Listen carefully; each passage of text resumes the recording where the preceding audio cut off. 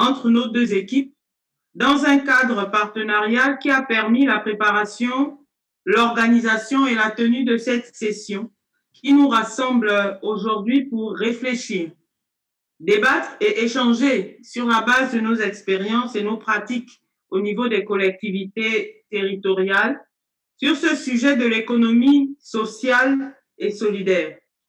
Car, rappelons-le, l'entrepreneuriat social est un phénomène en forte émergence aujourd'hui qui répond particulièrement aux besoins sociaux non satisfaits et aux limites des politiques traditionnelles dans le domaine social et de l'emploi.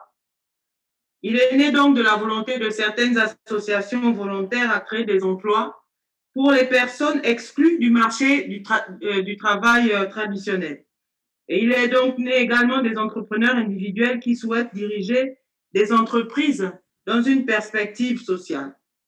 Rappelons également que le REFELA a inscrit au centre de son agenda non seulement le lancement, mais également la mise en œuvre et le suivi de la campagne des villes africaines favorables à l'autonomisation économique des femmes.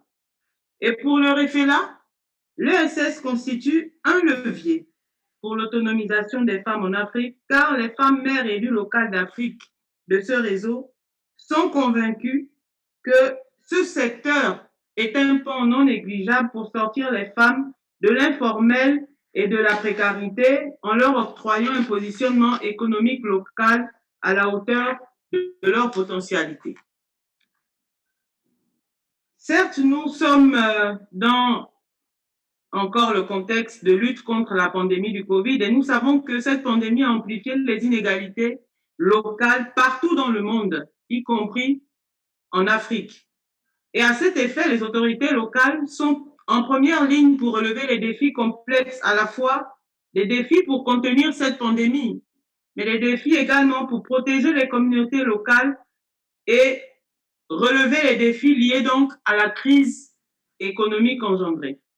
Nous souhaitons que cette session soit une occasion de débattre des obstacles couramment analysés tels que le cantonnement des femmes dans le secteur de la micro-entreprise de survie dans le cadre des projets plutôt d'ordre activité génératrice de revenus, souvent supportés par les États et leurs partenaires de développement, la connaissance et les limites des potentialités de création des coopérations féminines dans le cadre de l'ESS, les limites de l'accès des femmes au financement et bien d'autres obstacles, dont la surcharge domestique pour les femmes. Cette session devra être l'occasion aussi de partager nos bonnes pratiques et de tirer les leçons pour agir autrement et répondre aux aspirations égalitaires de l'Afrique que nous voulons dans l'ère post-Covid. D'ores et déjà, je remercie tous les participants, toutes les intervenantes d'avoir accepté à travers cette session d'enrichir le débat par leur expertise. Et je souhaite donc un plein succès à nos travaux dans cette session. Je vous remercie de votre attention. Bien, la parole est donnée donc à Madame Rahmatou Kasso, conseillère aux affaires politiques et aux relations internationales à CGLU Afrique. Vous avez la parole, Madame. Merci, Madame la Présidente de séance, Madame la Secrétaire Générale, Madame la Présidente de REFELA, chers représentants, participants plutôt. J'ai l'honneur de représenter Monsieur Jean-Pierre Elombassi, secrétaire général de CGLU Afrique, qui n'a pu se joindre à nous, mais qui vous assure de tout son engagement à faire siennes les conclusions de cette session. Lors de la Journée internationale de la femme, il disait, je le cite, « Penser l'égalité doit être interprétée comme l'effort pour comprendre la situation concrète des inégalités entre les sexes et pour prendre en compte ce point de départ différencié afin de proposer des solutions appropriées en vue de réaliser l'égalité à un horizon socialement concevable et possible. Si cela nécessite des politiques de discrimination positive favorables aux femmes, il ne faut pas exclure de telles politiques au nom de l'égalité de traitement. » Donc, j'ai cité M. Mbassi pour dire combien il est convaincu, en tout cas, et à travers lui, toute l'organisation CGLU Afrique, de la nécessité de travailler à l'égalité hommes-femmes. C'est d'ailleurs l'attitude que préconise le réseau des femmes élues locales en Afrique, le REFELA, lorsqu'il se mobilise pour le renforcement du leadership féminin dans la gouvernance politique et administrative des collectivités locales en Afrique et lorsqu'il lance la campagne des villes favorables à l'émancipation économique des femmes. C'est également la raison pour laquelle le REFELA soutient plus que jamais la réalisation des ODD 4 et 5 et invite instamment tous les gouvernements nationaux, sous-nationaux et locaux, ainsi que tous les acteurs à soutenir la réalisation de ces objectifs. Ce forum se déroule dans un contexte de pandémie mondiale qui a montré combien nos économies sont fragiles, inégalitaires et non inclusives. Cette crise économique et sociale a un accent particulier sur les femmes. Par ailleurs, les répercussions sociales et économiquement lourdes de conséquences de la pandémie touchent de façon disproportionnée les femmes partout dans le monde, qu'il s'agisse d'une hausse importante de la violence à l'égard des femmes ou de la position défavorable des femmes sur le marché du travail. Du fait qu'elles assurent la majeure partie des soins non rémunérés, nous ne surmonterons pas la crise en relançant la croissance, mais en changeant de paradigme économique, en osant une pluralité de modèles alternatifs et endogènes. Il semble donc pertinent d'explorer comment l'économie sociale et solidaire peut se positionner par rapport à ces enjeux et faire partie des solutions et des alternatives aux modèles dominants et traditionnels. Cette économie qui s'abreuve de ressources locales crée des niches d'opportunités. L'économie sociale et solidaire pourrait ainsi contribuer à l'autonomisation économique des femmes si les conditions pour le faire sont mises en place et que la formulation des politiques publiques locales intègre ces approches communautaires, développe des instruments et met en œuvre des mesures d'accompagnement. Investir dans l'entrepreneuriat féminin en Afrique est un investissement fort de sens, car les femmes ne sont pas seulement l'avenir de l'Afrique, elles sont le présent de l'Afrique, disait Adesina Akinwumi, le président de la Banque africaine de développement. 26% des femmes en âge de travailler en Afrique se lancent dans la création d'entreprises, sinon même plus. Par comparaison, la France tourne autour de 5%, constate le cabinet Roland Berger. Plus qu'un appétit pour le challenge, ces femmes choisissent l'entrepreneuriat non par passion, mais par obligation économique. Mais seulement 4% des femmes entrepreneurs accèdent à un prêt bancaire, ces femmes faisant pourtant preuve d'une motivation extrême en termes d'indépendance financière et de réalisation sociale. En Afrique subsaharienne, l'entrepreneuriat social et solidaire offre une alternative puissante aux femmes face à l'emploi salarié difficilement accessible. Il nous faut impérativement soutenir ces femmes sur le chemin du succès, actrices incontournables du développement économique durable en Afrique. Engageons-nous à forger de nouvelles alliances entre les générations, entre les territoires urbains, ruraux, métropoles et profitons de cette occasion pour raviver l'action locale et œuvrer à des changements profonds et systémiques en faveur des femmes et du monde entier. Je vous remercie. Merci, Madame Rahmatou Kasso, représentant Monsieur Elongbassi, secrétaire général du CGLU Afrique, pour votre intervention qui va dans le sens d'apporter tout le soutien du CGLU Afrique et particulièrement de Monsieur le secrétaire général à cette initiative et qui voit dans l'ESS une voie pour réduire donc les inégalités hommes-femmes et particulièrement redonner à la femme sa place d'acteur incontournable du développement économique durable en Afrique. Donc, merci encore et nous allons essayer de repartir vers Madame le secrétaire général du G16. Je ne sais pas si... Oui, bonjour. Bonjour Madame le secrétaire général, vous avez la parole. Bonjour la modératrice, bonjour, bon après-midi et bonne soirée à tous et toutes. Bienvenue au webinaire organisé par REFELA de CGLU Afrique en partenariat avec le G7 dans le cadre du Forum mondial virtuel G7 2020 sur le thème Grand défi, plus de solidarité, le pouvoir de la communauté et l'économie sociale solidaire comme une voie de transformation, ce qui rassemble actuellement plus de 99 000 personnes de plus de 100 pays depuis le lundi 19 octobre qui nous rejoignent. Permettez-moi tout d'abord exprimer mes sincères remerciements pour cette collaboration entre REFELA et le GICEF et mes remerciements et bienvenue particulière à Madame Annie-Christelle Limbourg-Iwenga, maire adjointe de maire de Libreville, Gabon, membre de COCOS REFELA pour Afrique centrale, Madame Ramatoussa Sow, conseillère pour les affaires politiques et les relations internationales à CGLU Afrique, Dr. Malika Georgi Kefren, conseillère spéciale de REFELA à CGLU Afrique, et aux éminents orateurs de la section, notamment M. Cheike, maire de la commune de Dieuppeul-Derklé et le premier adjoint au maire de Dakar, Sénégal, M. Etayab El Massabi, vice-président de la région orientale marocaine, M. Sergio Castanar, coordinateur de FAMSI Espagne. Je souhaite également la bienvenue à tous les participants et membres de REFELA qui nous rejoignent cette section. Cette section sur l'économie sociale et solidaire au centre de l'agenda REFELA, un réveil pour l'autonomisation des femmes en Afrique, est une initiative que je tiens vraiment à féliciter comme une mise en œuvre de votre engagement depuis le sommet Africité de novembre 2018 à Marrakech, et parce que je suis également convaincue que l'économie sociale solidaire sera un levier efficace pour garantir l'autonomisation économique des femmes en Afrique, comme on l'a vu dans de nombreux autres pays d'Europe, au Canada et en Corée.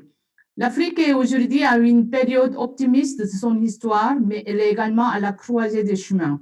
Les pays africains génèrent plus de ressources qu'ils pourront investir dans les infrastructures et le développement humain, mais avec une croissance démographique importante, comment pouvons-nous assurer une répartition équitable d'une augmentation durable de la prospérité pour tous? Et surtout, cette question, dans le contexte actuel de la crise COVID-19, qui aggrave la pauvreté, les inégalités flagrantes avec la perte de travail et de moyens de subsistance pour des centaines de millions de personnes, je crois que les élus et les décideurs politiques cherchent des stratégies alternatives qui vont concilier objectifs économiques avec inclusion sociale. Pour nous, la clé de cette stratégie alternative réside dans l'économie sociale solidaire. Ancrée au niveau local et territorial, s'est révélée d'être une stratégie très résiliente et efficace pour répondre à toutes les crises économiques et sociales, notamment en période de crise majeure comme la crise de 2008 et actuellement à la suite de la crise de COVID-19. Surtout, la stratégie de développement de l'Afrique doit venir de la mobilisation des énergies et de la créativité des Africaines et surtout des femmes africaines à travers l'autonomisation des femmes africaines qui est un défi majeur pour réaliser leur plein potentiel. Pour relever ce défi majeur, je suis convaincue que le rôle de REFELA est fondamental car les femmes mères et les élus locaux doivent devenir les promotrices et des chefs orchestres en raison du rôle central qu'elles jouent dans le développement des communes, des villes et de leur pays, et aussi parce qu'elles peuvent être le principal décideur pour intégrer rapidement cette question en priorité dans les plans de développement locaux et nationaux, sachant que la majorité des femmes africaines travaillent en tant qu'entrepreneurs plutôt que dans les micro-entreprises du secteur informel. Elles attendent des politiques publiques co-construites avec elles qui répondront à leurs besoins, lèveront les obstacles causés par une série de facteurs tels que le manque de compétences de base, les difficultés d'accès aux services financiers et au marché, les défis associés à l'équilibre entre les affaires et la famille pour transformer leur entreprise et pour gagner en productivité et pour devenir les moteurs de croissance inclusive. J'ai maintenant hâte d'entendre toutes vos propositions et stratégies pour répondre à leurs attentes. Merci beaucoup pour votre attention. Merci à vous, Madame le secrétaire général. Au nom du REFELA, nous voudrons déjà vous féliciter pour ce forum G16 2020 qui est organisé à nouveau et qui nous permet donc de consolider le partenariat entre la plateforme GSF et le REFELA. Donc, dans le cadre de la mise en œuvre de l'ESS comme levier pour l'autonomisation des femmes. Nous voulons aussi vous remercier d'avoir souligné le rôle combien primordial et incontournable du REFELA, qui doit se positionner en tant que modèle dans ce développement de l'ESS, dans la poursuite de ce développement, parce qu'il y a quand même quelques expériences qui ont été tentées dans certaines villes africaines par des femmes africaines. Mais merci de pouvoir donc illustrer et manifester votre soutien au fait que le REFELA puisse mobiliser donc avec le GSF beaucoup d'énergie et faire appel à la créativité des femmes africaines pour qu'effectivement l'alliance entre objectifs économiques et inclusion sociale puisse être portée par le REFELA au niveau de toutes les collectivités locales et territoriales auxquelles les femmes mères et les femmes élues appartiennent. De ce pas, je vais donc inviter Madame le docteur Malika Georgie Ghefran, qui est, j'allais dire, la cheville ouvrière de notre session. Malika, docteur Malika, merci. Vous êtes conseillère spéciale du REFELA CGLU Afrique et nous vous donnons la parole. Merci Madame la Présidente. Merci Madame la Secrétaire Générale de GSF.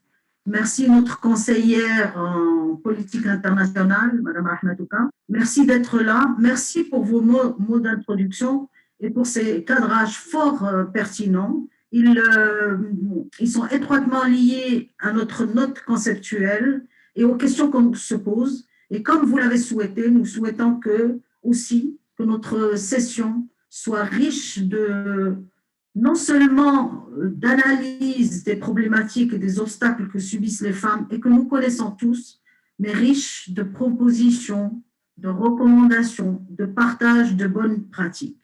Notre programme est très serré au niveau du temps, donc nous avons essayé de le gérer au mieux. Nous avons 4 communications pour enrichir, avant d'ouvrir le débat. Et bien sûr, ces communications ont pour objectif d'enrichir et de lancer le débat. Ces 4 communications ont concerné tout d'abord un témoignage. C'est le témoignage de Madame Mamou Bamba, qui est membre du REFELA et qui vous présente toutes ses excuses car elle a eu une contrainte d'agenda, c'est-à-dire des visites au niveau de sa commune et que sa présence en tant que maire était obligatoire. Donc, elle vous présente ses excuses et pour pallier justement et avoir un témoignage vivant sur l'action locale en termes de mobilisation en faveur de l'autonomisation économique des femmes, nous vous proposons en premier lieu une vidéo de courte durée qui présente le travail que mène une femme mère, leader et présidente du REFELA en termes d'appui et de soutien aux femmes pour leur autonomisation économique dans le cadre justement de ce domaine de l'économie sociale et solidaire.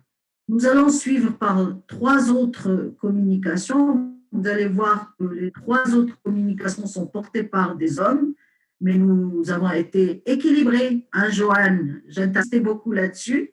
Nous avons 3 femmes qui ont intervenu au début, des femmes leaders, et nous avons 3 hommes, donc on est bien équilibré au niveau de la parité. Donc 3 hommes pour partager leur expertise avec nous. Monsieur Chirgué, que j'ai eu le plaisir de rencontrer dans une grande réunion régionale et que j'ai appelé à l'issue justement de cette réunion comme étant le champion de l'égalité. Je le remercie d'être avec nous. Nous avons monsieur Masbahi qui vous présente aussi ses excuses, mais j'ai mon collègue qui est en train d'investir, de vous faire une petite présentation, monsieur Brigaud Gauthier, qui vous fera une présentation sur l'intérêt du coaching en termes de renforcement de l'autonomisation économique des femmes. Et nous avons aussi un collègue, un partenaire qui représente la Fédération des municipalités andalouses de l'Espagne, FAMSI, et qui va nous parler du cadre partenarial que nous avons établi ensemble, c'est-à-dire entre FAMSI et le REFELA CGLU Afrique, pour justement avancer sur la question de l'autonomisation. Nous suivrons ces 4 communications par un débat et nous espérons que nos intervenants vont respecter le temps pour qu'on laisse plus de temps au débat et à l'échange. Donc, je donne la parole à Drissa pour la présentation justement de la vidéo. Drissa, vous avez la parole.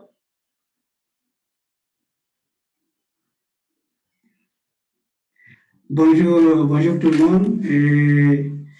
Bonjour. Bonjour Madame la Présidente de la session. Bonjour Madame la Secrétaire Générale de GCF. Et bonjour Madame Ahmadouka. Et bienvenue aux uns et aux autres. Et comme l'a souligné Madame Malika, nous avons une petite vidéo de courte durée qu'on va projeter et qui rassemble un peu les expériences de Madame la Présidente du REFELA dans ses réalisations de soutien aux femmes dans le cadre de l'économie sociale et solidaire. Comme vous le savez tous, nous avons lancé une campagne sur l'autonomisation économique des femmes. Comme le dit chez nous, c'est bien d'inviter les gens à faire quelque chose, mais quand on le fait soi-même, c'est l'exemple le plus parlant.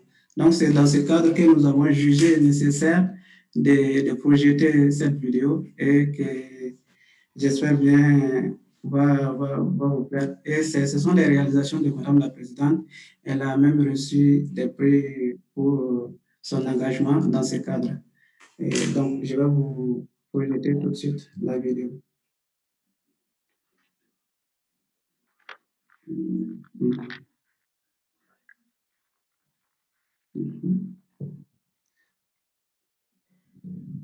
Voilà.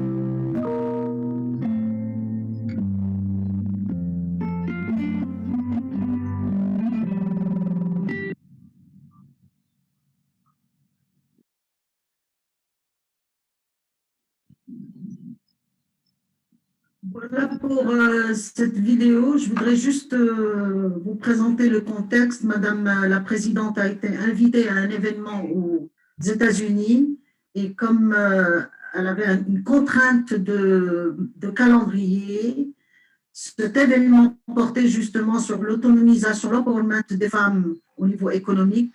Et Madame la Présidente a proposé une telle vidéo qui a eu beaucoup de succès, qui a démontré que localement, les femmes mères et certainement les hommes mères sont confrontés justement à cette question de l'autonomisation économique. Mais un des messages que Madame la Présidente voulait transmettre et que je partage avec vous dans ce cadre, c'est que le matériel qui a été distribué à travers une association qui démontre aussi que les collectivités territoriales doivent travailler avec la société civile locale, leur société civile locale, que ce matériel était très souvent destiné aux hommes, en disant que les femmes n'ont pas la capacité de gérer et d'utiliser de tels matériels. Moi-même, dans les enquêtes, même voire dans l'enquête qu'on a menée dans le cadre de la campagne des villes africaines favorables à l'autonomisation économique, il m'a été dit par un responsable public, Madame, nous n'allons pas donner un tracteur à une femme. Les femmes ne savent pas conduire un tracteur. Alors que dans la même région, dans d'autres régions, il y avait des femmes qui utilisaient le tracteur. Mais tout ça démontre qu'on maintient les femmes dans ce qu'on appelle les petits projets et les activités génératrices de revenus. Et j'espère que notre réflexion ici, c'est justement proposer comment faire ce saut qualitatif pour renforcer la confiance dans les potentialités économiques des femmes et les amener, les soutenir pour être structurées et accéder à une économie locale porteuse de changement pour leur autonomisation, mais aussi porteuse de développement au niveau local. Merci. Merci, Madame la Présidente. Merci, Docteur Malika. Merci à Drissa aussi de nous avoir donc projeté ce documentaire qui est un documentaire riche qui fait apparaître plusieurs activités portées par des regroupements, donc différentes associations. Et nous savons, comme je le disais, on rappelle que l'association est l'une des formes qui porte le plus l'ESS plutôt, et qui est l'une des bases en fait de l'évolution, de la promotion de l'ESS. Alors, nous allons donc aller dans les communications. Docteur Malika, vous avez annoncé 4 communications, dont 2 portées par des hommes. Et nous voulons donc féliciter déjà ces messieurs, particulièrement donc le cher Gay, qui est donc appelé à intervenir en premier. Le cher Gay est maire de la commune de Dieuppeul, d'Erclay. Je ne sais pas si j'ai bien prononcé. Et vous êtes donc qualifié de champion de l'égalité par le docteur Malika, qui a fait une belle présentation de vous. Et donc, vous intervenez pour lever les obstacles au développement de l'entrepreneuriat féminin dans le domaine de l'ESS en Afrique. Monsieur Chergay, monsieur le maître, vous avez la parole, monsieur le maire. Allô, est-ce que vous m'entendez? Nous vous entendons, monsieur le maire. Madame la maire, je voudrais vous saluer et vous dire Mbolo, dire à tous et à toutes bonjour, bonsoir, et manifester véritablement tout le plaisir qui m'habite en participant à ce webinaire REFELA CGLUI Afrique en collaboration avec le G7 dans le cadre du forum virtuel. Qu'il me soit aussi permis de saluer tous les intervenants, ceux et celles qui m'ont précédé, comme ceux qui auront à intervenir après moi. Je salue Rahmatouka, je salue Dr Malika, Laurence, Angélica, je vous salue tous et toutes. Je voudrais aussi manifester le sentiment de fierté qui m'habite, saluer et remercier le G7, remercier et féliciter aussi le REFELA, CGLUI Afrique, pour m'avoir associé à ce débat de haut niveau qui porte sur la problématique de l'économie sociale et solidaire au centre de l'agenda du REFELA, un levier pour l'autonomisation des femmes en Afrique. Le sommet d'Africité retentit encore dans ma mémoire, parce qu'il a été un grand moment pour le REFELA de réfléchir et de convoquer la synergie de tous et de toutes pour faire de REFELA un outil de promotion de la femme, un outil au service du développement de nos territoires. Je suis convaincu que la femme est au début et à la fin de tout développement. Sans les femmes, on ne peut pas parler de développement. C'est la raison pour laquelle, comme les membres de REFELA, je suis convaincu que l'entrepreneuriat féminin dans le domaine de l'économie sociale et solidaire repensée peut constituer un levier pour réaliser et accélérer l'autonomisation économique des femmes au niveau des collectivités territoriales africaines, voire même internationales. Il m'a été demandé de faire une communication sur comment lever les obstacles au développement de l'entrepreneuriat féminin dans le domaine de l'économie sociale et solidaire en Afrique. Il faudrait pour cela lever les obstacles qui limitent l'accès des femmes aux ressources économiques et réfléchir sur des mécanismes afin de favoriser leur intégration dans la sphère économique. Les pesanteurs socio-économiques, on peut en citer quelques-unes. Il y a le blocage, il y a aussi les préjugés et pressions d'ordre socio-culturel. Il y a le statut de subordination de la femme dans le système de production et de gestion des unités économiques. Il y a les contraintes de disponibilité liées à la maternité et aux nombreuses tâches dévolues à la femme. Il y a la gestion financière et le commerce qui sont le domaine exclusif des hommes. Les femmes sont exclues dans ces secteurs. Ça a été rappelé tout à l'heure par Dr Malika. Il y a aussi la faiblesse des revenus au niveau des femmes. Les obstacles liés à la formation et à l'organisation. On peut citer le faible niveau d'instruction. Et ça, c'est un défi qu'il faut relever. Autant l'homme, la femme peut être aujourd'hui à l'avant-garde de tout. Donc, il y a un combat à ce niveau-là pour capaciter, pour renforcer et responsabiliser davantage les femmes. Il y a l'accès difficile aux facteurs de production, la terre, les équipements, comme ça a été tout à l'heure décliné, réservés uniquement aux hommes. Alors que quand vous allez dans les champs, l'essentiel des actrices, c'est les femmes. Mais elles doivent être aujourd'hui à mesure de disposer de terres et d'équipements pour participer au développement de leur terroir. Il y a le faible niveau d'organisation des femmes, dû en grande partie à leur analphabétisme. Dans beaucoup de localités, les femmes sont utilisées comme fonds de commerce, alors qu'elles sont au début. Elles sont les principales actrices même de toute activité.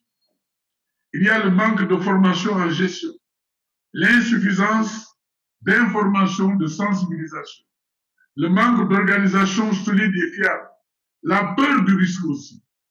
Les femmes, c'est vrai, c'est de grandes économistes, mais elles ont peur de prendre le risque. Alors qu'en matière d'économie, il faut mesurer et s'engager dans le risque pour relever les défis. Il y a le manque d'encadrement et de suivi. Les pesanteurs socio-économiques sont listés ainsi.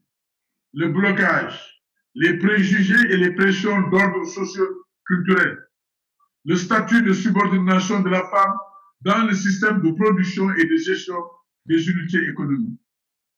On peut aussi citer les contraintes de disponibilité liées à la maternité aux nombreuses tâches assumées, je l'ai dit tout à l'heure. Les obstacles liés à la formation, à l'organisation, le faible niveau d'instruction, l'accès... On l'a dit aussi, oui. Voilà. Les obstacles au niveau des banques, Voilà. l'apport personnel. Il y a aussi le taux d'intérêt très élevé qui limite les femmes à pouvoir accéder justement à ces fonds. Il y a l'exigence de garantie qui constitue un facteur limitatif à l'accès au crédit pour cette couche de femmes généralement défavorisées. L'inexistence de politiques de crédit spécifiques aux femmes. Et c'est la raison pour laquelle, avec l'avènement même de Khalifa Sall, maire de Dakar, nous avons élaboré un certain nombre de programmes révolutionnaires les uns et les autres. Il y a le CEPEM, il y a le FODEM, le Fonds de développement et de solidarité municipale, il y a le crédit municipal, il y a même un programme que l'on appelle le PAPSET, c'est-à-dire le programme d'appui aux familles en situation d'extrême pauvreté. Et je pense que ces programmes, ces politiques, peuvent aujourd'hui positionner les femmes, capaciter les femmes et leur donner les moyens de pouvoir contribuer au développement de leur territoire. Il y a aussi la non-accessibilité des banques, généralement concentrées dans les zones urbaines où la population défavorisée n'y est pas. Les propositions de mesures de soutien à l'économie sociale et solidaire, elles reposent essentiellement sur la mise en place d'un fonds d'appui spécifique aux femmes entrepreneurs, au vu de la spécificité de leur entreprise, qui sont en général des entreprises de petite taille et non formelles. Mais elles s'investissent plus dans la transformation alimentaire, les cosmétiques, la restauration, etc. Et en général, c'est des emplois non formels et précaires. Et par la mise en place d'un fonds de refinancement dédié aux femmes qui font face à d'énormes difficultés. J'ai eu à visiter récemment des unités aujourd'hui où les femmes occupent des places de choix, mais souvent c'est les mêmes contraintes qui reviennent. Quand vous discutez, vous échangez, malgré l'ambition qui les habite, malgré la vision qu'elles ont pour porter justement le développement.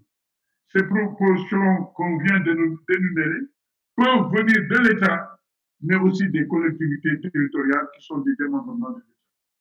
Et en termes de solutions, au niveau de l'État, nous pensons qu'il faut mettre en place un fonds national de refinancement des structures de financement décentralisées et d'un fonds de financement de l'entrepreneuriat féminin. Ça renvoie justement à un vocable très célèbre à l'époque avec Khalifa Sall. Apprendre à entreprendre. Nous sommes à ce niveau-là. Il faut apprendre à entreprendre.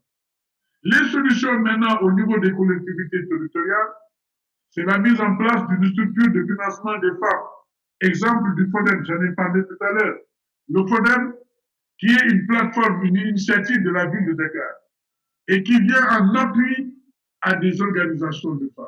Dans ma commune de Dieuppeul-Derklé, le FODEM a eu à investir en privilégiant d'abord la formation avant le financement. Beaucoup de femmes ont été formées, ensuite financées pour prendre en charge leur activité.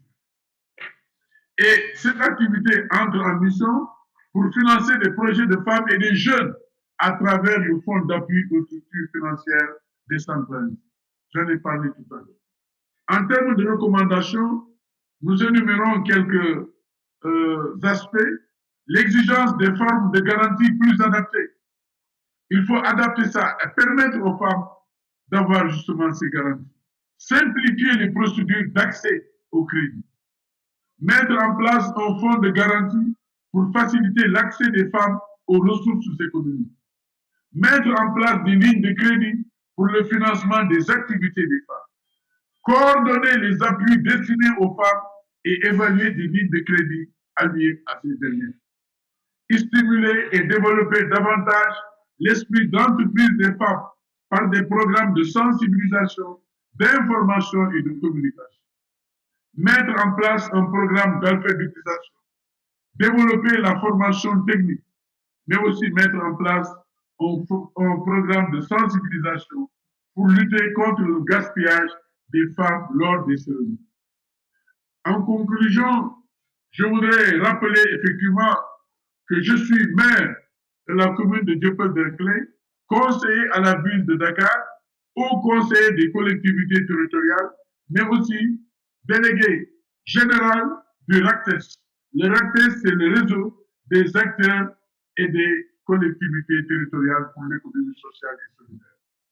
À ce niveau, je pense qu'il faut impulser les politiques publiques locales et nationales pour permettre aux femmes de se positionner et d'être au devant justement des actions novatrices qui vont permettre, comme le disait tout à l'heure Rahman, l'avenir c'est les femmes, mais le présent c'est les femmes. Les femmes c'est le présent, c'est l'avenir. Compter sur les femmes, c'est faire de sorte que le développement soit une réalité en Afrique. Et le siècle à venir, on a tendance à le dire, et le siècle de l'Afrique, l'Afrique doit être présente justement au niveau de ces instances de décision. La présence de l'Afrique dans ces instances de décision, c'est la présence des femmes qui doivent être les locomotives et non pas être le dernier wagon du train pour pousser. Véritablement, voilà ce que je voulais verser dans la réflexion. Vous saluer encore une fois de plus et vous remercier de m'avoir associé à ce débat de haut niveau qui, j'en suis sûr, qu'on en fera une bonne moisson et permettre effectivement aux femmes et à l'économie sociale et solidaire de vraiment suivre son petit bout de chemin et accélérer le développement. Je vous remercie de votre aimable attention. Merci, monsieur le maire.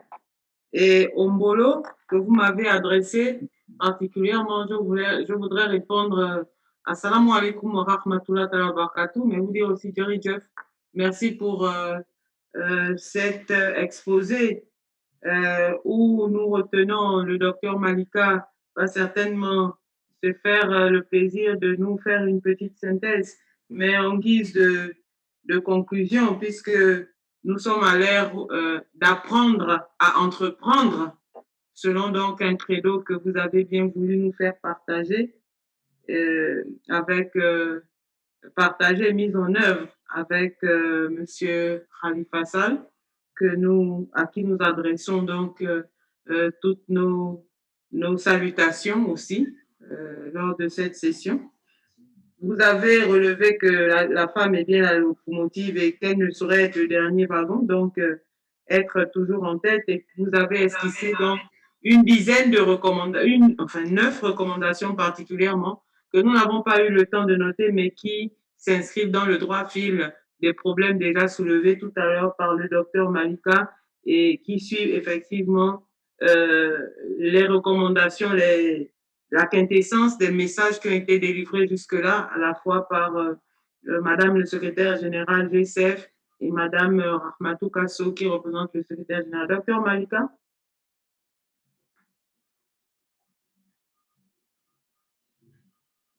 Docteur Malika? Oui, d'accord. Juste, à l'affirmatif, Monsieur Gay, vous êtes le champion de l'égalité. Merci, merci pour cette communication. Surtout, merci d'avoir été pratique et concret en termes de propositions. Et je retiens, comme vous, et comme dit surtout Monsieur Mbassi, il a souvent répété que l'entrepreneuriat en Afrique, l'entrepreneuriat des femmes reste l'exception et non la règle. Et je vois que les recommandations que vous avez formulées nous interpellent à aller de l'avant, si bien sûr nos collectivités, mais surtout nos États, les prennent en considération. La guerre des nerfs, c'est l'argent, c'est l'accès aux ressources. Vous proposez un fonds dédié à l'entrepreneuriat des femmes. Voilà un mécanisme qui peut être porteur et qui certainement vous faites des plaidoyers au niveau du Sénégal et nous souhaitons retenir cette recommandation pour la partager à l'échelle justement de l'Afrique et au niveau international. L'accès aux ressources, effectivement, les entrants, la terre, etc., manque aux femmes. Parce que nous, même dans l'économie sociale, et Madame Laurence peut confirmer avec moi que très souvent dans l'économie sociale et solidaire, les hommes sont encore mieux positionnés parce que quand ils mettent des coopératives, par exemple, dans le secteur agricole, ils mettent de grandes structures de coopération autour, par exemple, l'olivier, l'amandier ou autre, ils peuvent le faire parce qu'ils sont propriétaires de terrain. ces grandes coopératives structurantes pour l'économie locale se conjuguent au masculin parce que les hommes sont propriétaires de leur terrain et que les femmes n'arrivent pas à accéder à ces grandes coopératives parce qu'il y a, d'abord, elles n'ont pas accès à la ressource terre, voire même quand elles le sont, elles ne sont pas visibles. Ce sont les frères, les maris, les pères qui gèrent leur terre, donc peu de visibilité, une non-gestion directe de leurs biens et qui fait que, et en l'absence justement de mesures, comme vous l'avez proposé, les recommandations sont pertinentes et on en tiendra certainement compte dans le cadre de cette session. Merci beaucoup. Alors, donc, pour la troisième communication, docteur Malika, vous avez dit qu'il y a une présentation qui sera faite sur l'intérêt du coaching pour les femmes. Votre micro est coupé. Il est proposé que M. Sergio Castana intervienne. S'il nous a rejoint. Oui, bonjour. Oui. Bonjour tous et toutes. Désolé par le retard, je suis venu en retard. J'avais mal noté l'heure, mais bon, j'espère que ça va pas nous empêcher de partager un petit peu notre expérience de façon adéquate. Alors, est-ce que je commence ou... Alors, je voudrais juste rappeler que M.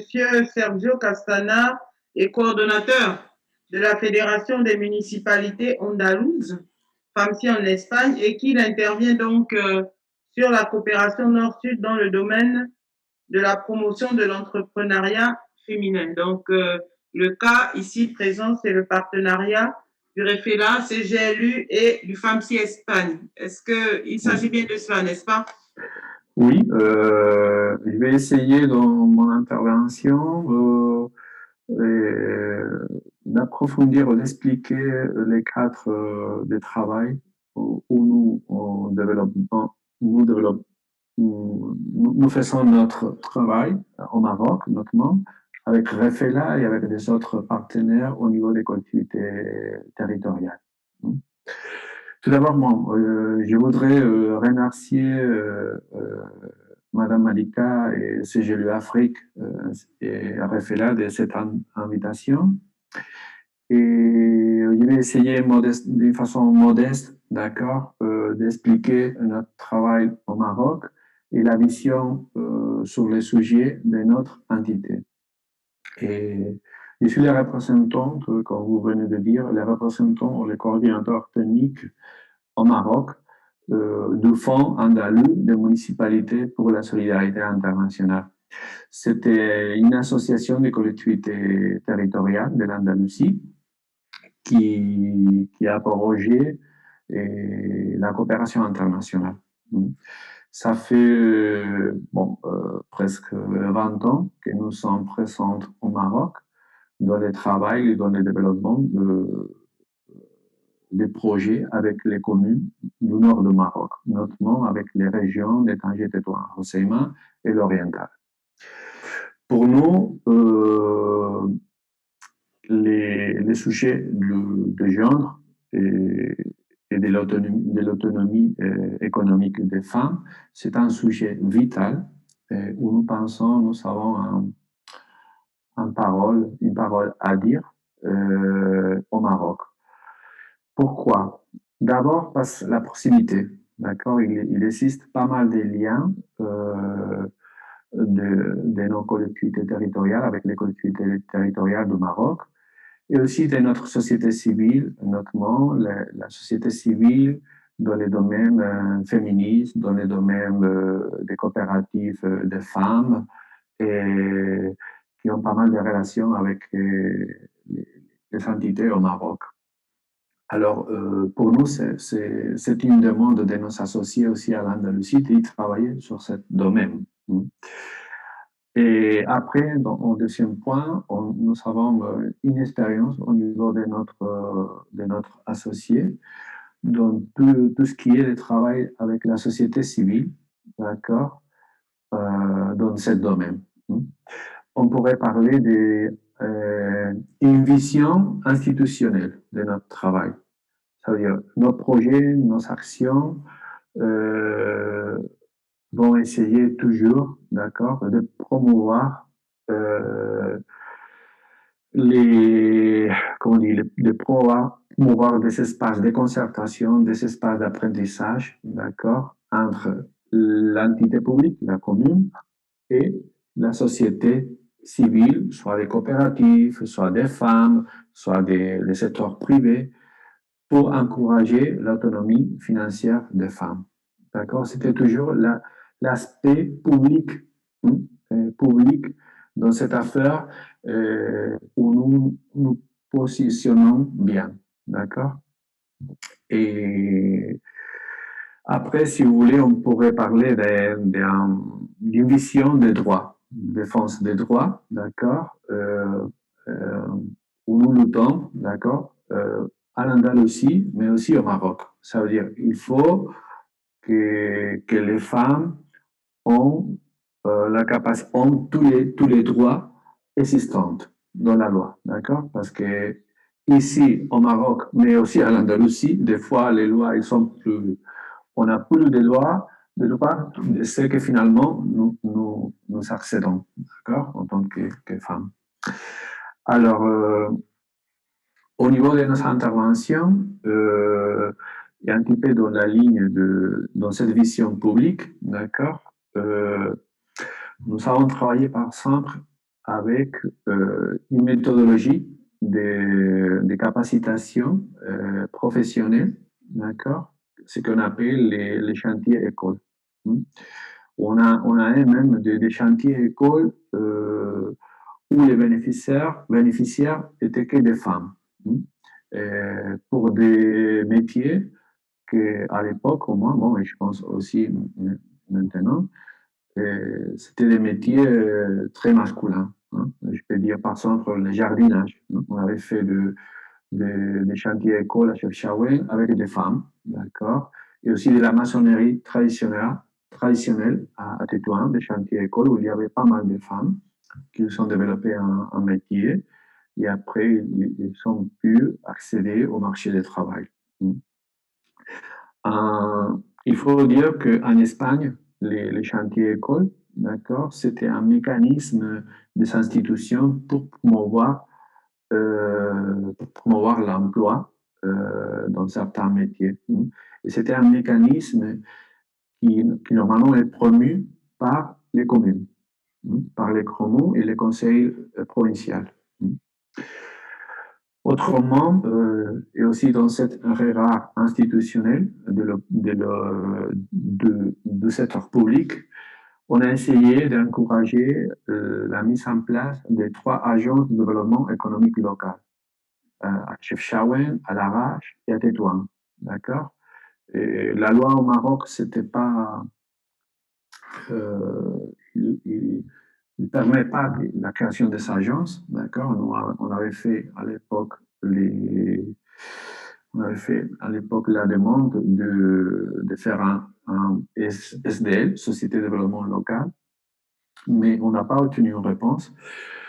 Mais bon, finalement, c'était une association qu'on a fait avec les communes. Et on a fait des plans stratégiques où on a inséré l'aspect genre, d'accord, dans tout ce qui est la planification du développement économique territorial de la commune, d'accord. Et on a essayé de promouvoir la ville, leur secteur et leurs femmes, d'accord, à travers l'agence, d'accord. Et on a aussi développé des actions de formation et assistance technique. À l'époque, au début des années de notre travail, la FAMSI, on avait travaillé conjointement avec le PNUD, le programme ARGOLC à l'époque, à la région orientale, de l'oriental. Et on est arrivé à créer un réseau de guichets femmes avec les Provences, d'accord, dans la même idée de faire l'accompagnement pour l'autonomisation des femmes au niveau économique et à partir des institutions. D'accord? C'est un guichet qui faisait des formations, qui faisait des suivis, qui créait des réseaux locaux pour tous les services, pour encourager la femme ou pour donner des services à la femme. Et voilà, grosso modo, c'est ça qu'on a développé au Maroc, qui touche directement l'économie ou l'autonomisation des femmes. Après, on a travaillé plutôt sur les volets. Et par exemple, on vient de définir un programme qui a essayé de dynamiser et tout ce qui est les instances d'équité, égalité des genres, égalité et approche genre, d'accord, avec la DISL. Et voilà, c'était plus ou moins notre expérience au Maroc. Il faut dire qu'on vient de signer un accord cadre avec REFELA, que notre souhait, c'était de continuer ce travail parce que nous considérons qu'on a vraiment un bon potentiel à transférer avec des associés comme l'Institut andalou des femmes, d'accord, en Espagne, à l'Andalousie. Aussi, il faut dire que FAMSI co-préside la Commission de développement économique local à CGLU, d'accord, et qui tout à fait, lorsqu'on parle de développement économique local, il faut parler d'insertion des femmes dans le développement économique, parce que sinon, ce n'est pas un développement économique complet. Et nous sommes dans cette sphère, ça veut dire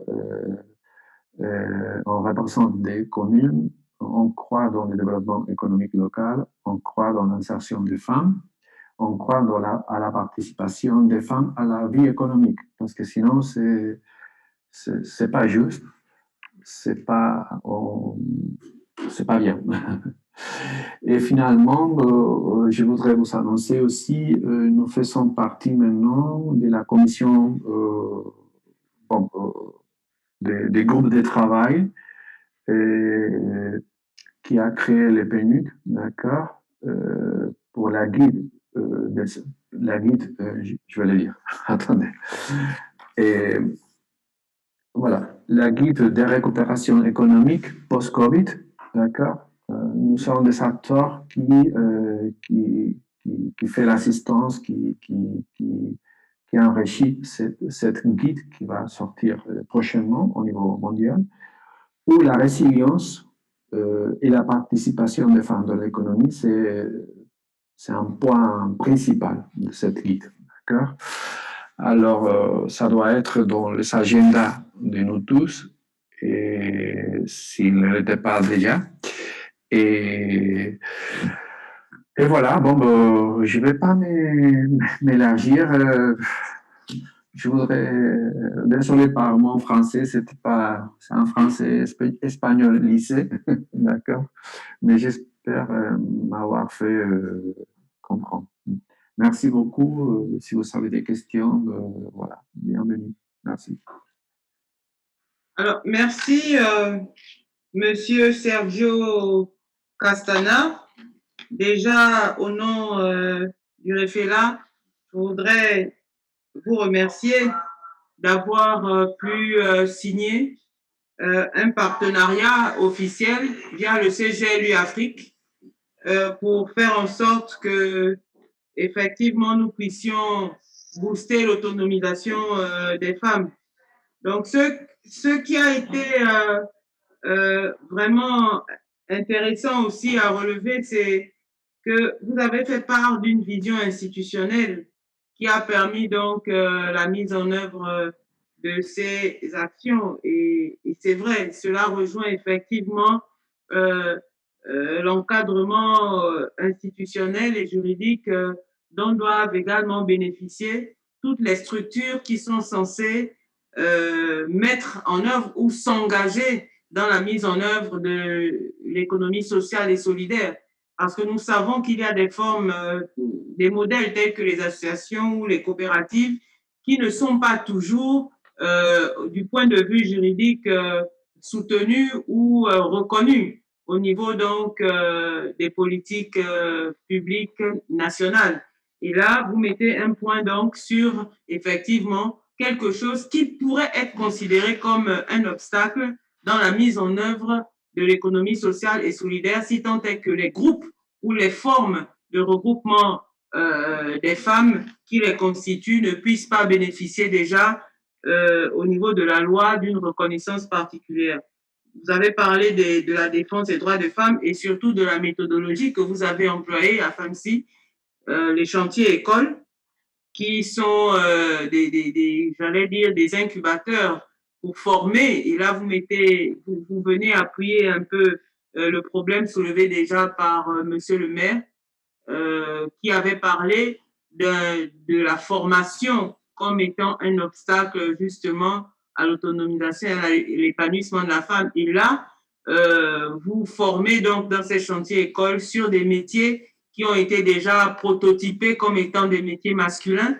Vous parlez des jardiniers, vous parlez des maçons. Et là, ces chantiers écoles cassent cette barrière de prototype qui fait en sorte que la femme ne soit plus cloisonnée dans un modèle qui n'est pas du tout favorable à son épanouissement à travers donc la pratique des AGR. Donc Malika, je voudrais pouvoir te redonner la parole et toujours en demandant à Monsieur Sergio, donc aux FAMSI, de continuer à croire en l'insertion des femmes et en leur participation pour qu'effectivement nous puissions mettre en œuvre ces développements économiques dans nos territoires locaux et territoriaux. Docteur Malika.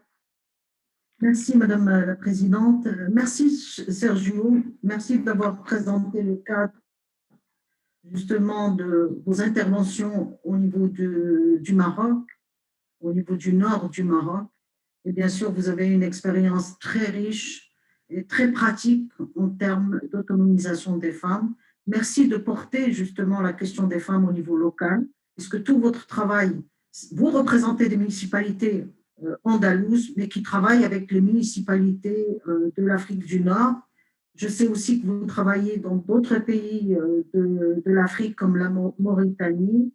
Donc, merci pour votre intervention. Ce que je voudrais dire, en ce qui concerne l'état d'avancement de notre partenariat, la signature de notre mémorandum qui était en discussion depuis Afrécité a pris le temps de mûrir, etc. Et ça a été signé juste la veille de cette malheureuse pandémie en mois de mars, c'est-à-dire nous avons signé fin janvier de cette année 2020 à Séville. Et donc, ce mémorandum a pris forme. Les responsables des deux organisations, CGLE Afrique et FAMSI, ont convenu justement de ce cadre de partenariat et nous avons avancé puisque nous avons conçu un projet et nous avons lancé, parce que le cadre de travail que nous avons mis en place, c'est autour de la campagne justement des villes africaines favorables à l'autonomisation économique des femmes. Donc, nous avons un projet qui est en cours et nous avons lancé ce qu'on appelle l'appel à manifestation d'intérêt et je voudrais profiter de cette tribune pour appeler les villes africaines au Maroc, au Sénégal, au Gabon, etc., d'adhérer à cette campagne. Parce que nous savons que les organisations mondiales, la Banque mondiale, l'ABAD au niveau de l'Afrique, etc., ont bien souligné que l'autonomisation qui est attendue de l'agenda des ODD d'ici 2030 et pour lequel les États se sont engagés, cette autonomisation ne peut pas se faire sans justement l'autonomisation économique des femmes. Donc, adhérer à cette campagne, plus les villes seront nombreuses, plus nous pourrons créer un mouvement de villes africaines mobilisées autour de cette question. Voilà, merci Madame la Présidente. Et merci Sergio. Merci à vous. Merci Docteur Malika. Effectivement, votre dernière intervention sur l'appel aux villes est très important et c'est une très bonne chose de le rappeler. Donc, toutes les villes qui n'ont pas encore adhéré ou qui ne vous ont pas retourné, parce que je crois que c'est un formulaire que vous avez adressé aux villes. Et donc, il est question qu'on vous retourne ce formulaire dûment rempli avec l'engagement des villes à participer donc à cette campagne pour l'autonomisation des femmes. Merci, docteur. Alors, sur le programme, je crois que nous sommes arrivés au terme des communications. Docteur Malika, pouvons-nous lancer, si tel est le cas, pouvons-nous lancer le débat, Juste l'échange. donner un mot, donner la parole à Monsieur Gauthier Brigaut en remplacement de la communication, pas en remplacement parce qu'on ne va pas remplacer, nous regrettons le fait que Monsieur le vice-président de la région de l'Oriental n'a pas pu nous rejoindre notre session. Il s'est excusé. Il a eu aussi une visite de personnalités importantes. Et donc, il n'a pas pu justement se présenter justement à notre session. Et Brigaut pourrait, parce qu'il travaille dans cette région, il travaille sur la question de l'économie sociale et solidaire. Ils ont mis en place des actions à travers notamment une méthodologie très importante qui a été développée au sein de CGLU Afrique, qui est le coaching territorial. Brigaut, Madame la Présidente, peut-être rappeler Monsieur Brigaut Gauthier, si... D'accord. Monsieur Brigaut Gauthier, est-il en ligne? Je suis avec vous, je ne sais pas si vous m'entendez bien, c'est bon? Et on vous voit, vous avez la parole, Monsieur Brigaut. Merci beaucoup, merci Malika, bonjour à tous. Et effectivement, je vais prendre quelques minutes pour vous partager un outil que Malika a présenté, qui est le coaching territorial, et qui est une démarche voilà, un peu originale, innovante de gouvernance participative, expérimentée depuis maintenant presque une dizaine d'années sur la région de l'Oriental et dans 3 ou 4 pays en Afrique. Et je vais vous expliquer un petit peu le lien entre le coaching territorial et justement l'économie sociale et solidaire, dans le sens d'un outil de réappropriation des territoires par les citoyens. Dans le coaching territorial, c'est bien le citoyen qui est au cœur de cette démarche. Alors nous, dans notre expérience avec les élus, avec les acteurs de la société civile et beaucoup de coopératives et d'associations, on a pu voir que le dialogue et la mise en synergie, ça freine l'enclenchement de la dynamique de développement. Même si le territoire y recèle d'importantes ressources, des forces vives mobilisables, dont les acteurs de l'économie sociale et solidaire, on voit qu'il y a des incompréhensions, on voit qu'il y a des comportements et des attitudes qui sont parfois à la base de la résistance et donc d'une mise en œuvre qui est difficile au point de vue local. C'est vraiment pour répondre à ce besoin de mettre les comportements humains au cœur des problématiques de développement que CGLU Afrique, avec des partenaires dont l'ONG Éco-Communication, mais aussi l'Agence de l'Oriental, l'Université et le Conseil de la région de l'Oriental, ont développé cette approche pour la tester. Alors concrètement, qu'est-ce que c'est que le coaching territorial? Pour aller à l'essentiel, c'est pas un manuel de procédure à appliquer sur le terrain, c'est tout simplement un personnage, un animateur des territoires qui a été formé et qu'on appelle le coach territorial. Et donc cette personne a été formée au coaching. Tout le monde connaît le coaching dans le domaine sportif, dans le domaine de l'entreprise, dans le domaine personnel aussi, même des coachings maintenant pour les adolescents aussi, pour les aider dans les études. Eh bien, nous, on a proposé un coach pour les territoires. Et donc, ce sont des personnes qui ont été formées et qui viennent en appui aux collectivités locales et aux acteurs de l'économie sociale et solidaire pour améliorer, rétablir la relation de confiance et travailler dans des meilleures conditions de synergie et de confiance. Donc aujourd'hui, cette démarche de coaching territorial, qu'est-ce qu'elle permet aux entreprises de l'économie sociale et solidaire concrètement? Elle permet d'appuyer les programmes nationaux de promotion de l'économie sociale et solidaire, puisque souvent, la difficulté, c'est d'articuler le niveau local, régional, national. Donc, les coachs territoriaux sont formés, ont les informations sur les différents niveaux et comment on articule des programmes nationaux avec des programmes ou des projets locaux. C'est favoriser l'ancrage de la confiance, le lien avec l'intégration des citoyens pour un développement économique, c'est-à-dire qu'un projet qui démarre sans les bénéficiaires est un projet souvent qui ne répond pas directement à des attentes de ces bénéficiaires, s'ils ne sont pas présents dès le départ. C'est d'améliorer le renforcement de la cohésion sociale, faire émerger une économie régionale basée sur l'action de l'économie sociale et solidaire, réinventer les relations avec les élus locaux, renforcer les synergies multi-acteurs et multi-partenaires. On sait qu'on est plus fort quand on est ensemble que quand on est seul. C'est offrir des solutions, mobiliser des ressources publiques, privées, faire des économies d'échelle et toujours partir du local et de l'expertise locale.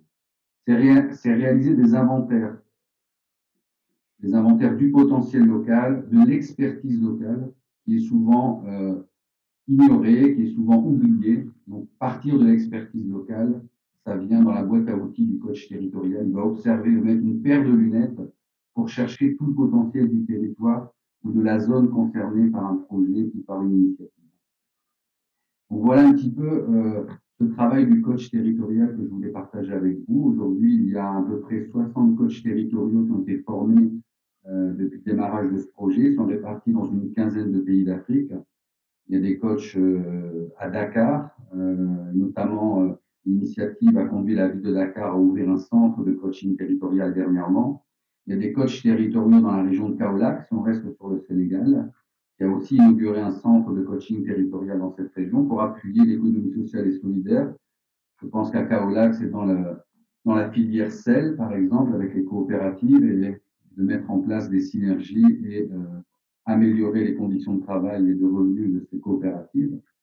Et vous retrouvez aussi des coachs au Niger, au Cameroun, en Côte d'Ivoire, et j'en passe. Et voilà, c'était un peu pour partager un des outils qui peut faciliter, et nous on l'a vu sur plusieurs projets, que lorsqu'il y a un expert, mais qui n'est pas un consultant, qui est un expert qui va accompagner, qui va se mettre à côté d'eux, eh bien on a des résultats qui peuvent être intéressants à observer. Je vous remercie beaucoup. Bien, merci, Monsieur Gauthier, pour avoir mis en évidence cet outil, cet instrument de réappropriation des territoires par les citoyens que constitue l'ES par voie de coaching territorial. Et on voudrait féliciter les villes qui ont déjà pu mettre en œuvre, pu expérimenter cette méthode donc d'appui et d'accompagnement de l'ESS, particulièrement la ville de Dakar. Et nous souhaitons que d'autres villes puissent bénéficier également de cet accompagnement en termes de coaching pour aller dans le sens justement de l'encadrement nécessaire à la mise en pratique de l'ESS. Docteur Malika, particulièrement, j'ai retenu dans les objectifs et ou alors les supports qui peuvent amener un bon coaching ou amener un bon coach du territoire à faire son travail, c'est celui de la multiplicité des partenariats. Et là, ça me permet de rebondir sur l'engagement pris donc au plus haut niveau par le président mondial du CGLU lorsqu'il s'est adressé aux Nations Unies. Il a bien fait ressortir que le CGLU allait dans le sens d'un développement du multilatéralisme et plusieurs justement personnalités du CGLU, même en Afrique, et ont soutenu ce multilatéralisme comme voie pour pouvoir faire en sorte que non seulement les défis ou les inégalités qui se sont accrues avec la COVID que nous vivons puissent être relevés ensemble. Donc le multilatéralisme est une voie, mais en plus là nous venons de comprendre que c'est également au niveau du coaching territorial un élément à ne pas négliger. Donc Docteur Malika, je voudrais vous donner la parole. Juste dire, vous informer que entre le secrétariat du REFELA et le département de coaching, nous travaillons de manière étroite et nous investissons justement des formes de collaboration qui est sur le point d'être expérimentée au niveau du terrain, mais on a eu un blocage à cause justement de cette malheureuse pandémie, mais ce n'est que, on va dire, c'est reporté en espérant maîtriser justement cette pandémie pour pouvoir se déplacer, aller vers le terrain et mettre aussi au centre de cette méthodologie de coaching qui est d'un grand intérêt, c'est la question de l'égalité de genre, y compris justement l'autonomisation économique des femmes. Merci Brigo, merci. Alors, je voudrais savoir de combien de temps nous disposons encore, parce que je crois que les communications ont été épuisées et je vois en chat, il y a certaines réactions, il y a certaines contributions, de bonnes contributions d'ailleurs, qui sont faites et je voudrais remercier tous ceux-là qui contribuent par chat. Donc, combien de temps nous disposons encore pour les échanges, le débat? Écoutez, Madame la Présidente, je crois qu'on est presque, comme on a commencé un peu tard, on peut déborder. Si tout le monde est d'accord, de 10 à 15 minutes pour ouvrir le débat sur quelques questions. Je crois qu'on a pris trop de temps. Il est 13h59 chez moi. Je ne sais pas. Donc, il devrait nous rester 2 minutes, c'est ça? 1 minute? Voilà. Disons une quinzaine de minutes pour pouvoir avoir quelques questions et comme vous avez dit... Et faire la clôture. D'accord.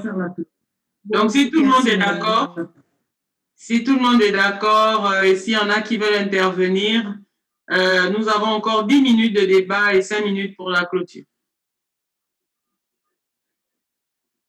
Alors, moi, j'ai vu en chat tout à l'heure, je voudrais peut-être relayer cette question. Je ne sais pas si on y a répondu. Je crois que c'est Madame Maïmouna Isabelle qui demandait est-ce qu'il est possible de créer une banque de l'économie sociale? Peut-être que cette question pourrait s'adresser à Madame le secrétaire général qui fait de l'économie sociale, donc en fait son quotidien. Madame le secrétaire général, est-il possible de créer une banque de l'économie sociale et solidaire? Peut-être. Vous m'invitez à répondre à cette question? S'il vous plaît. Oui, je crois que c'est en fait, c'est une question que je crois qu'on doit adresser à tous les pays et à toutes les collectivités territoriales. Oui, je pense que c'est possible de créer des banques de l'économie sociale solidaire. Il y a beaucoup d'exemplaires à travers de différents pays. Ce n'est pas une banque de l'économie sociale et solidaire internationale que nous avons besoin. C'est surtout pour répondre aux besoins des acteurs de l'économie sociale et solidaire qui œuvrent sur le terrain. Nous avons besoin vraiment des banques de l'économie sociale et solidaire territorialisées dans le contexte. Ça pourrait être aussi sur le secteur, sur le thématique, sur la région, mais surtout au niveau national. Et je crois que il y a beaucoup actuellement des banques africaines, par exemple en Ouganda, le Centenaire Bank travaille beaucoup pour soutenir les producteurs et productrices qui œuvrent dans la zone rurale, mais aussi au Canada et en particulier au Québec, il y a un arsenal de banques et des institutions financières qui appuient en prioritaire aux organisations et aux entreprises de l'économie sociale solidaire. Donc, je crois que c'est une question qu'il faut poser justement au sein de CGLU Afrique pour voir notamment comment les collectivités territoriales, en collaboration avec le gouvernement national, ont pu devenir initiateurs d'établissement de ces banques de l'économie sociale solidaire, mais surtout, je pense que ce serait très important pour répondre aux besoins des acteurs et des entreprises de l'économie sociale solidaire. Donc, tout à l'heure, je crois que M. Gay a déjà dit, il est très important de faire une co-création avec les acteurs de l'économie sociale solidaire pour réellement que ces banques répondent réellement à leurs besoins et à leurs attentes. Si vous voulez, qu'on a beaucoup d'expériences dans ce domaine, on pourrait vous fournir par la suite, en tout cas des documentations, y compris aussi de l'expérience plus récente en Corée, une institution financière qui s'appelle la Fondation solidaire et qui intervient notamment auprès des banques et des petites institutions financières qui soutiennent les organisations et les entreprises de l'économie sociale solidaire. Je pense qu'il n'y a pas un seul modèle de cette banque, mais il faut avoir des modèles beaucoup plus diversifiés et contextualisés en fonction des besoins et des attentes des acteurs locaux. Voilà. Tout à fait, Madame le secrétaire général, et nous vous remercions déjà pour cette proposition de mettre à notre disposition, à la disposition de l'ensemble des villes via le CGLU, donc le REFELA, toute cette documentation qui nous permettrait justement d'essayer de juguler un peu les problèmes d'accès aux ressources financières telles que l'a soulevé Monsieur le maire tout à l'heure et qui sont vraiment un obstacle non négligeable pour la mise en œuvre et le développement, l'impulsion de nos ESS. Donc, merci Madame le secrétaire général. Est-ce qu'il y a d'autres interventions? Allô? Oui, Monsieur Aboubakari Silla de Côte d'Ivoire. Je tenais dans un premier temps à saluer tout le monde. Et comme nous sommes vers la fin, je vais aller un peu plus vite. Bon, je suis Silla Aboubakari, coach territorial certifié. Je suis également agent de collectivité à la mairie d'Abobo, chargé de la réforme du secteur de l'économie sociale et solidaire, trésorier général du réseau africain de l'économie sociale et solidaire. Donc, parlons du sujet du jour. Je crois que nous avons fait une bonne expérience chez nous en Côte d'Ivoire, précisément dans la commune d'Abobo, où nous avons initié un programme de mise en synergie du coaching territorial et de l'économie sociale et solidaire en vue de la consolidation de la cohésion sociale. Mais dans ce processus, nous avons mis en priorité l'autonomisation de la femme.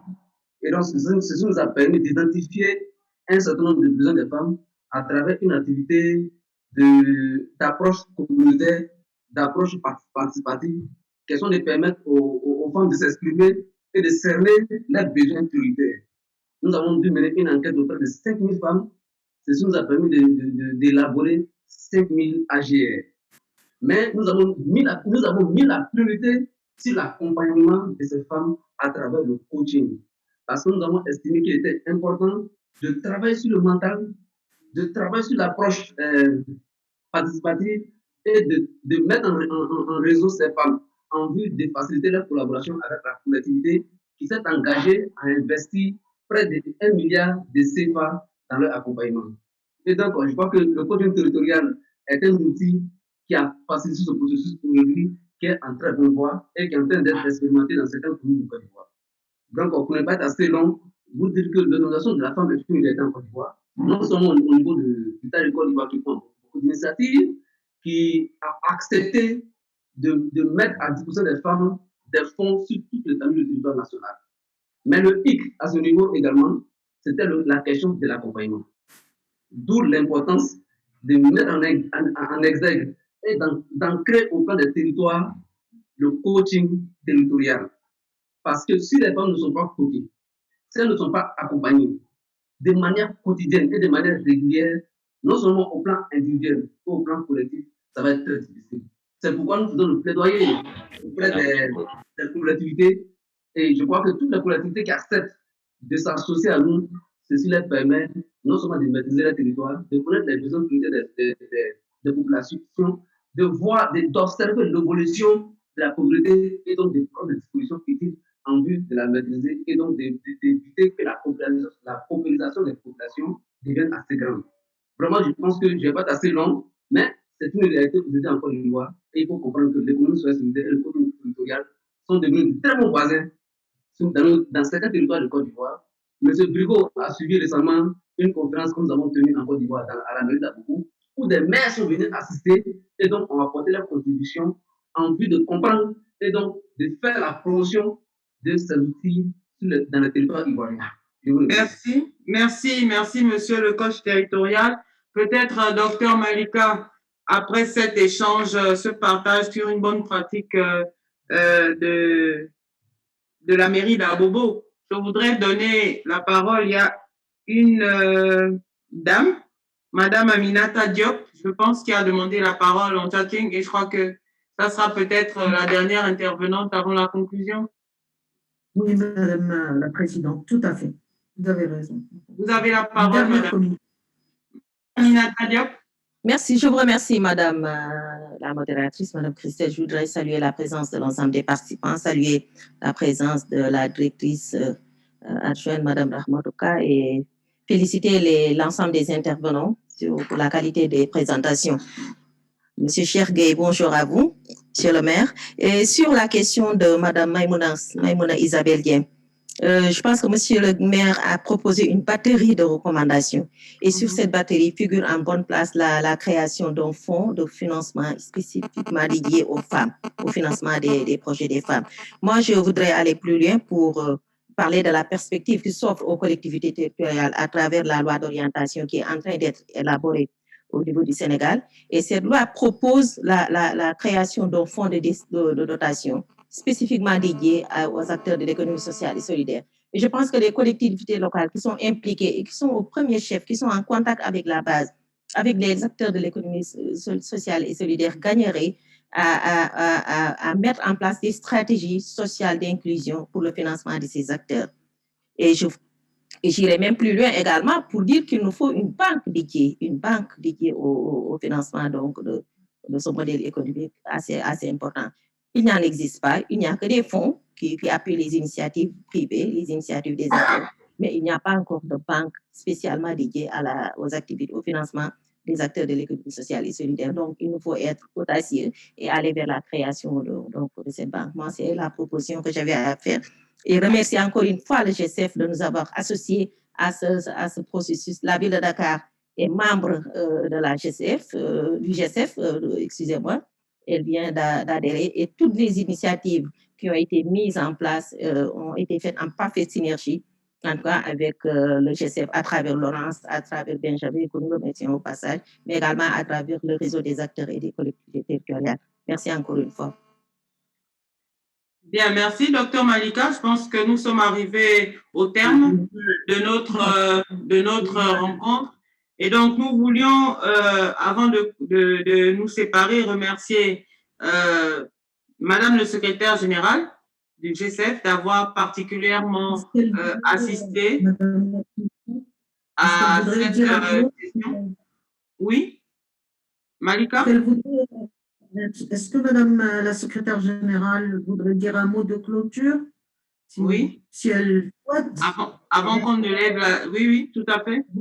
Avant le mot de parce que je dois partir tout de suite dans 5 minutes parce que je dois modérer la dernière plénière de notre forum. Je m'excuse pour vous presser, mais en tout cas, d'abord, je vous remercie vraiment pour avoir organisé cette section qui traite vraiment un thème très important et un défi majeur, à mon sens, pour le développement des femmes en Afrique, mais aussi pour le développement des sociétés africaines. Alors, comme j'ai appris beaucoup lors de cette section, à la fois sur des initiatives et aussi politiques qui sont mises en application par les collectivités territoriales, mais il me semble que je pense que ce serait très important à organiser un échange un peu plus systématique entre les membres de collectivités territoriales de REFELA pour voir un peu comment vous pouvez répondre réellement aux différentes questions qui sont clés pour justement réussir cette autonomisation des femmes en Afrique. Je crois que nous sommes convaincus que l'économie sociale solidaire peut jouer un rôle très important et qui pourrait devenir un levier efficace pour garantir l'autonomisation économique des femmes en Afrique. comme on a vu partout dans le monde. Mais je pense qu'il faut aussi organiser et préparer les stratégies qui sont adaptées à chaque contexte local. C'est pourquoi je pense qu'il est très important que déjà, il y a plusieurs orateurs qui ont parlé lors de cette section, la co-création des politiques publiques et des mesures d'appui à ces femmes entrepreneurs de l'économie sociale solidaire qui doit se faire, je pense, avec l'appui et le soutien des collectivités territoriales et en particulier par les membres de REFELA. Je pense que la co-création des politiques publiques et les mesures pour aider les femmes entrepreneurs de l'économie sociale solidaire, je pense que pourrait devenir réellement une stratégie productive et efficace pour autonomiser les femmes et surtout les entrepreneurs qui sont engagés dans la production agriculture ou même employés ou dans les différents secteurs de microéconomie. Et je pense par ce biais de co-création des politiques publiques et des mesures d'appui, vous allez réellement contribuer à l'égalité des sexes, qui est aussi un puissant facteur de stimulation de la croissance à long terme et qui va générer réellement un modèle de développement beaucoup plus inclusif et durable pour les sociétés africaines. Donc, je pense que nous sommes très heureux de collaborer avec vous et avec REFELA pour relever ce défi historique et nous allons continuer notre collaboration avec vous.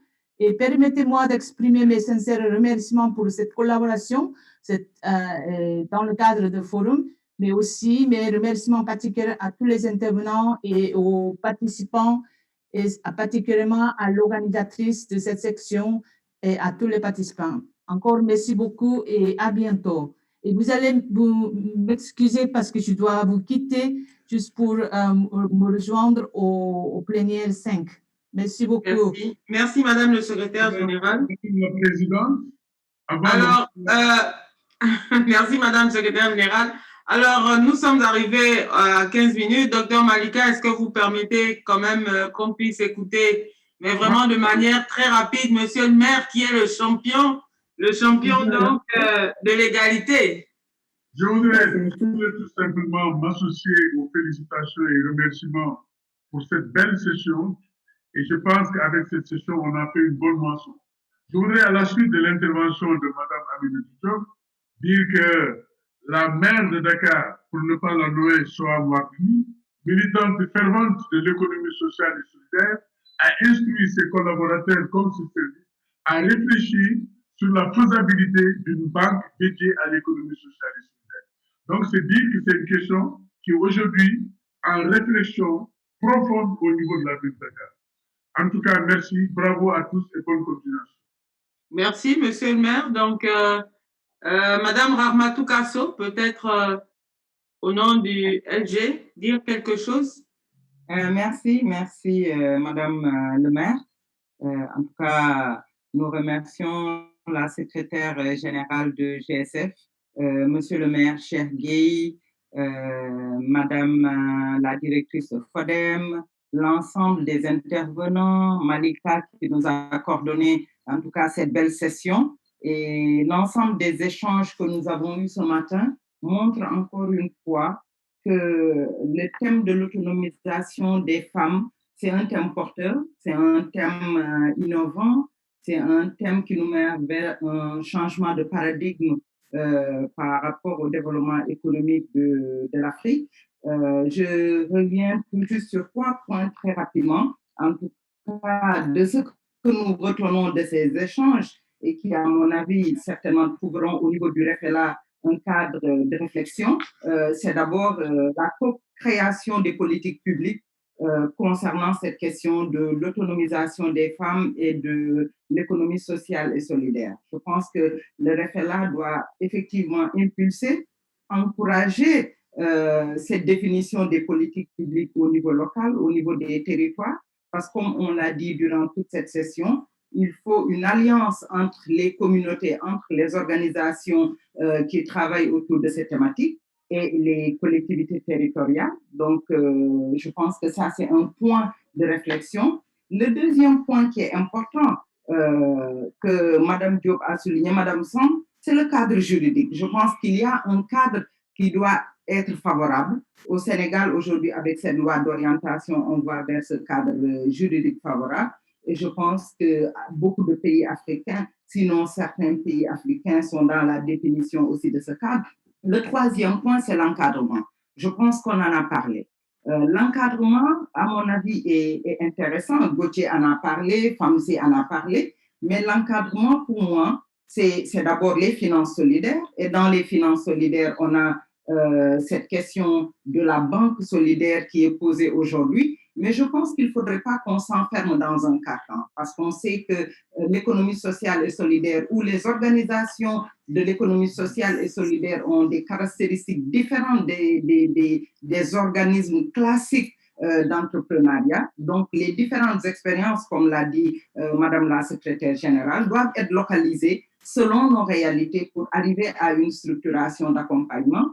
Nous avons parlé de toute la partie renforcement de capacité avec les couveuses d'entreprise, les pépinières d'entreprise, les chantiers écoles. Donc, je pense qu'on a une palette aussi qui est intéressante en termes d'encadrement et un système de garantie. On en a parlé rapidement et l'idée de la Fondation solidaire en Corée me pousse à penser qu'on doit réfléchir à côté de la structure de financement à un système de garantie, est-ce sous forme de fondation ou pas, mais en tout cas qui s'appuiera sur la spécificité de ces types d'organisations. Donc, c'est vraiment, en tout cas, des points que nous partageons. Nous allons transmettre l'ensemble de ces conclusions au secrétariat général de CGLU Afrique et ensemble, nous pourrons effectivement impulser et accompagner sur cette dynamique d'autonomisation des femmes.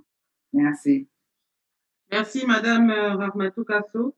Donc, je voudrais, au nom de Madame Dao Markoura, présidente du REFELA, réitérer tous nos remerciements à tous les participants de haute facture qui ont bien voulu participer, pour me répéter, à cette session relative donc à l'économie sociale et solidaire comme levier pour l'autonomisation des femmes en ce qui concerne donc le REFELA.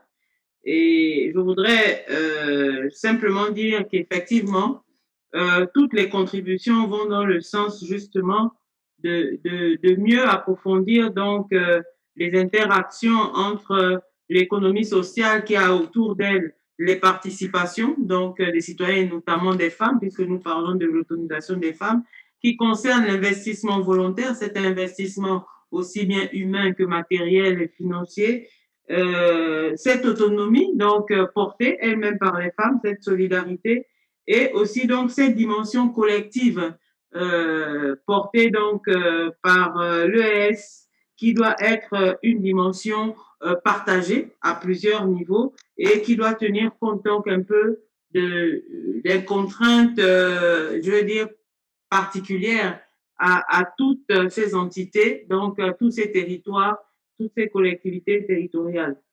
Docteur Malika, je crois qu'en tant que au cœur même de cette session, vous avez pris note de toutes les contributions, toutes les recommandations, toutes les suggestions qui ont été portées pour enrichir et faire évoluer cette problématique qui est donc au cœur de la campagne, de cette campagne portée par le REFELA.